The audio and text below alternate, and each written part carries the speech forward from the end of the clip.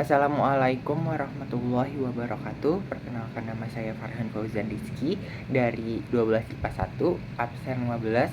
Kali ini saya akan menjelaskan tentang pergolakan dan pemberontakan yang mengancam integrasi bangsa, yang merupakan salah satu materi dari pelajaran sejarah Indonesia atau sejarah wajib kelas 12. Pertama, kita mulai dari pengertian integrasi. Integrasi secara politik berarti proses penyatuan berbagai kelompok budaya dan sosial dalam satu kesatuan wilayah nasional dan membentuk suatu identitas sosial. Integrasi berarti penyatuan bangsa atau suku berbeda dari suatu masyarakat menjadi satu kesatuan yang utuh untuk menjadi satu bangsa.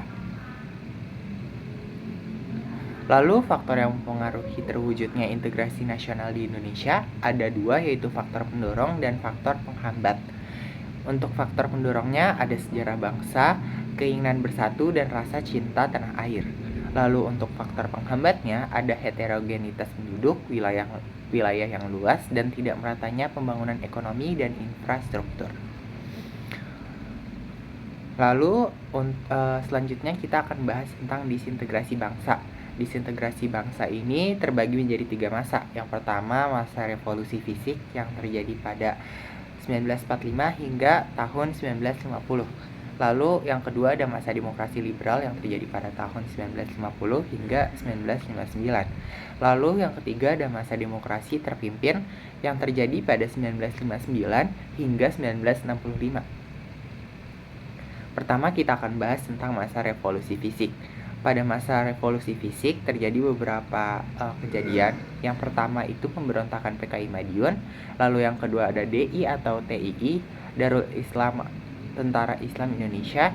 Lalu ada pembentukan RIS. Lalu ada gerakan APRA atau Angkatan Perang Ratu Adil. Lalu ada gerakan Andi Aziz. Lalu ada Republik Maluku Selatan.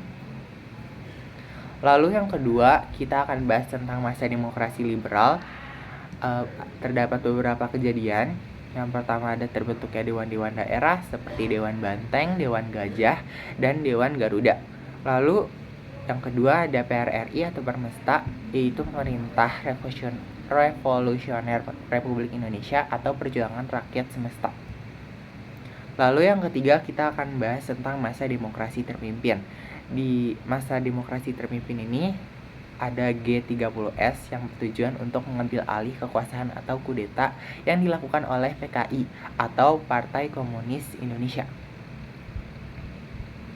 Nah, tokoh-tokoh pejuang yang mempertahankan integrasi bangsa ini ada Soekarno, Muhammad Hatta, Abdul Haris Nasution, Ahmad Yani, dan juga Sri Sultan Hamengkubuwono IX.